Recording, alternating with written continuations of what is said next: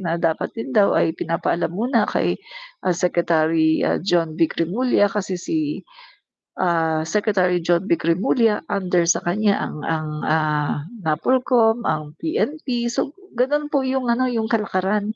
So, ang nakikita ko dito, kaya ni-relieve din 'no, siguro sa tingin ko lang, kaya ni-relieve din siguro talaga si, General Torre, bukod doon sa plano 'no, sa talagang plano ni PBBM na nabigyan siya ng isang assignment na napakatindi 'no, napakahirap na assignment. Bukod doon mga kaibigan, sa tingin ko yung nangyari na alitan 'no, between PNP, tapos, nagkakagalit yung, PNP tapos NAPOLCOM, tapos, ah, pati yung DILG kasi parang nangyayari naba-bypass parang gano'n 'no. Kasi siyempre alam naman natin si General Torre mga kaibigan ay napaka-strong personality niyan mga kaibigan 'no, talagang kapag meron din siyang gusto na alam niya na tama, i-insist niya talaga 'yan at saka kaniyang kaniyang dedepensahan. So, parang gano'n yung nangyari mga kaibigan na kumbaga kinol out na siya na, "Hindi puwede 'yan, hindi mo puwedeng, kunin yang taong 'yan at ilagay dun sa Mindanao tapos yung nasa Mindanao yung ilalagay mo dito." Parang kinol out na siya tapos ang ginawa niya parang Parang hindi yata niya, nasunod 'no, at nung sa pagkakaintindi ko, doon sa mga narinig ko mga kaibigan ng mga data tuloy ng mga, kuwento 'no na nangyari, noong nag-flag ceremony daw ang PNP ay prinesenta ito ni General Torre sa PNP 'no, yung tao na kinuha niya from Mindanao na inilagay niya as second sa chain of command. So, parang ayun yata, nagkaroon ng ano NAPOLCOM tsaka si, Secretary John B. Remulla parang naba-bypass ba. Parang iniisip nila na, hindi daw pupuwede yun kasi nga, dapat kukonsulta muna, sa NAPOLCOM, sa DILG or sa president, pero parang walang nangyaring gano'n 'no. Pero ang sinasabi naman ni John Vic Remulla ay wala naman daw nalabag 'no, walang nalabag talaga si General Torre kasi pupuwede naman sa pagkakaalam ko, pupuwede naman 'yun guys kasi nga si, General Torre binigyan siya ng ano, ng kapangyarihan, 'no, as PNP chief binigyan siya ng kapangyarihan at sa tingin ko meron naman siyang karapatan para i-reshuffle yung kanyang mga tao. Kasi unang-una sa lahat paano nga naman siya magtatrabaho kung hindi naman siya at ease doon sa mga tao na nadatnan niya. So sa tingin ko meron siyang karapatan talaga na i-reshuffle yung mga tao. Kaso ang nangyari dito 'no, parang nakita siguro ni PBBM na, nagkakagulo-gulo sila baka hindi ito ma-fix, maapektuhan yung trabaho ng PNP. Lalo na ngayon na maraming mga dapat na asikasuhin ang PNP tapos nagkakaroon ng clash ang PNP at saka ang NAPOLCOM. Tapos, parang siguro medyo sabihin natin baka di natin alam 'no, baka, meron ding hindi magandang feeling yung DILG kasi nga naba-bypass 'no. So, kung titignan natin parang ano na, parang parang sabit-sabit na yung issue. So, magulo na 'no. Kaya siguro sa tingin ko, naisipan na lang ng presidente natin na mag-decide, isang drastic decision, isang desisyon na unpopular at isang desisyon na alam niya na hindi magugustuhan ng lahat. Pero ginawa niya dahil sa tingin niya ito yung nararapat 'no. Pero gano'n pa man, bagamat, gano'n yung mga nakikita ko, mga kaibigan, gano'n pa man ay medyo dismayado pa rin talaga ako. Kasi sa tingin ko, kung merong dapat na mag-sacrifice dito, sa tingin ko hindi dapat si General Torre. Kasi si General Torre ay magaling 'no, magaling na pulis, ginawa niya ang lahat para talaga sa kanyang mga misyon at sa kanyang trabaho.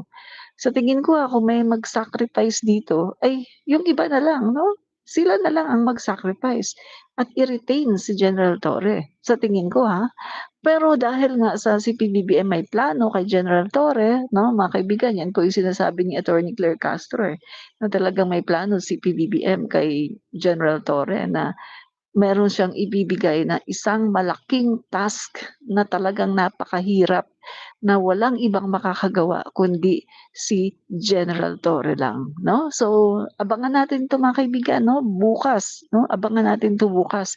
Baka magsalita na si PBBM or baka magsalita na 'no, in public si Yusek Attorney Claire Castro at, ire-relay na sa mga tao 'no, kung ano ba talaga yung posisyon na gusto nilang i-offer dito kay General Torre, 'di ba?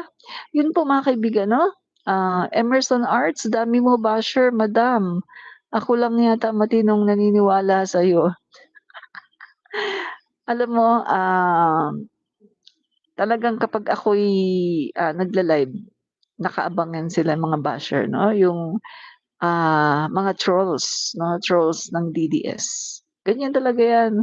So, ano ko na 'yan, kumbaga gamay na ako diyan, wala na akong, kumbaga hindi ako affected diyan.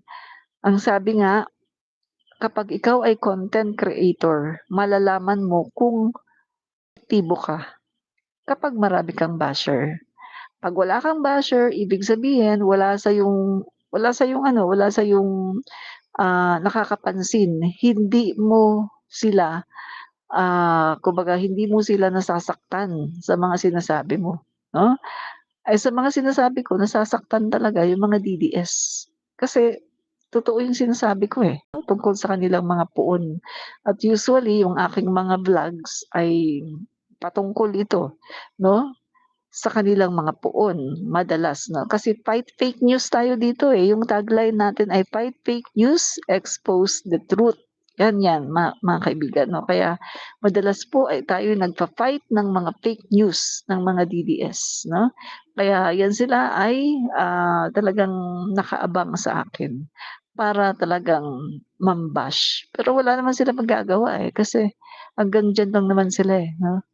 Dahil sila po ay walang katawan, dahil sila ay mga trolls at mga bayaran ng China at ng Dutertes. Sila po ay mga troll farms 'no.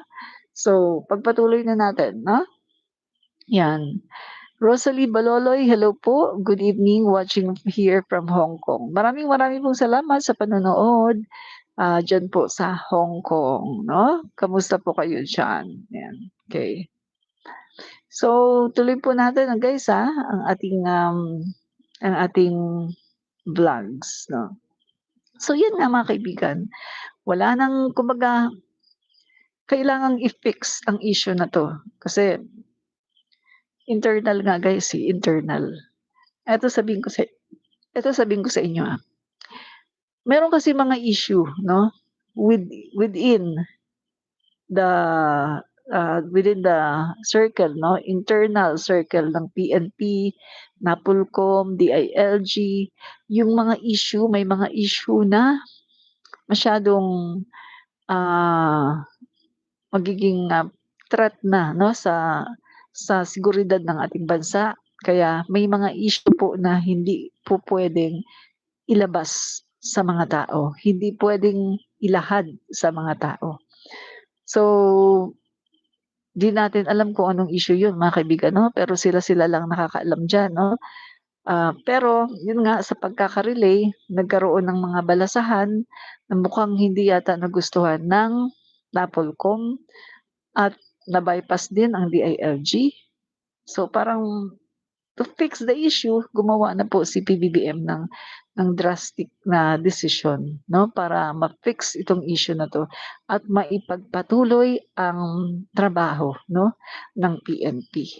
So, yun nga po, si PBBM ay full confidence pa rin po siya kay General Torre at yun nga po ang sinasabi ni Yusek Claire Castro, ang original plan po ni PBBM ay ilagay si General Torre sa isang napakatindi 'no, na posisyon. na itong posisyon na 'to ay si General Torre lang daw ang makakapagbigay ng justice. Ibig sabihin si General Torre lang ang fit para sa posisyon na ibibigay ni PBBM. So, sana lang ay tanggapin ito ni General Torre kasi sabi nga po ni Attorney Yusek Claire Castro, napakahirap daw. Ang hirap daw talaga ng posisyon.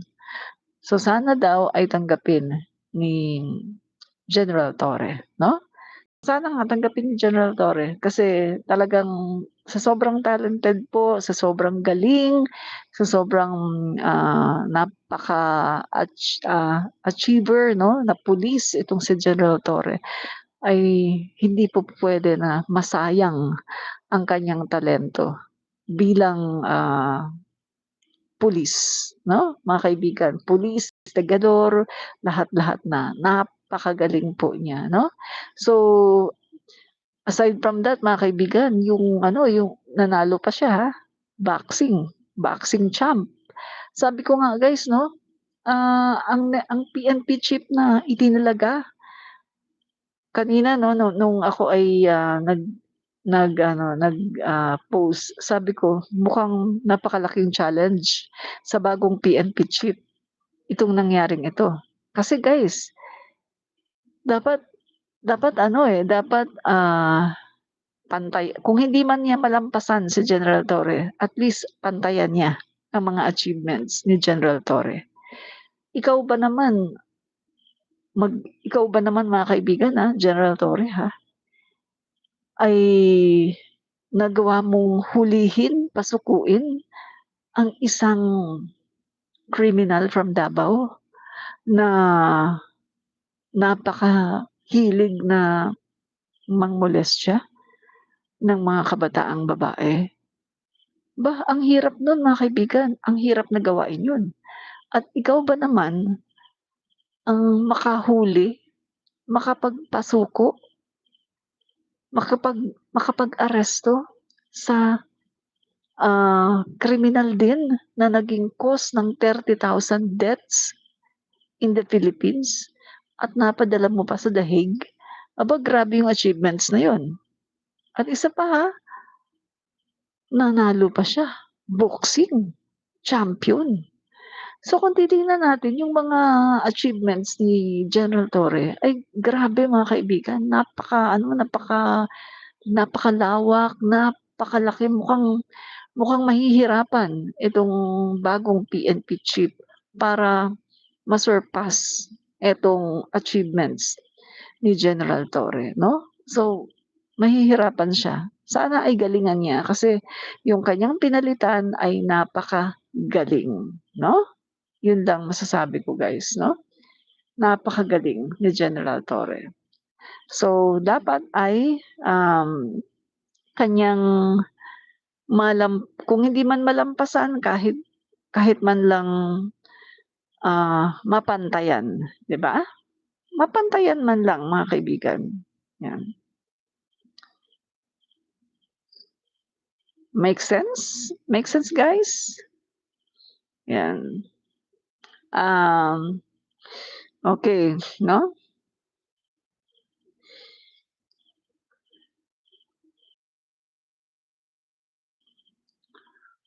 Ah, Sabi ni Elena, "Ha, ha, ha, nanalo ng walang kalaban." Oh, alam mo ba, panalo si Ge panalo si General Torre dahil matapang siya. Doon pa lang sa pagkasa niya sa hamon ni Baste, panalo na siya dun, eh.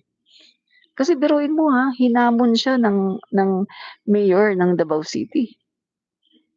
Hinamon siya ng isang 40 ba, 40 years old. Tapos siya may edad na, senior citizen. Doon pa lang sa pagkasa niya sa hamon ni Baste, doon pa lang, panalo na siya. Lalo na nung pumunta siya doon sa venue. Oh, ibig sabihin matapang siya, wala siyang iniurungan, hindi katulad ni Baste na, matapang lang ang bibig pero kaduwag pala. Hmm. Pangalawa, pangatlo, dahil sa ginawa ni General Torre na yun nakapag-raise siya ng milyong-milyong pera at mga napakaraming mga relief goods, nakatulong pa siya sa mga Pilipino na nasalanta ng bagyo. Grabe ang nagawa ni General Torre.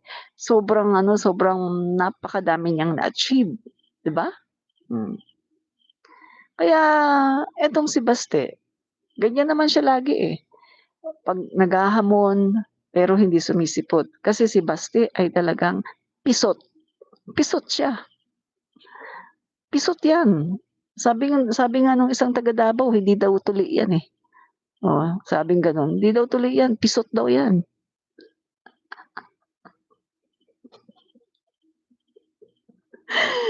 Ay naku, eh, wala tayong pakialam kung hindi siya tuli 'no, basta duwag siya, wala siyang bulls, 'yan. So, ano pa yung topic natin? Eto, 'yan. So eto mga kaibigan 'no, si Bato de la Rosa ay, eto pong ginagawa ngayon ni Bato de la Rosa ay siya po ay, Senator Bato de la Rosa moved to dismiss the impeachment proceedings of Vice President Sara Duterte, a mechanism that cannot be found in the Constitution of the Senate's rules.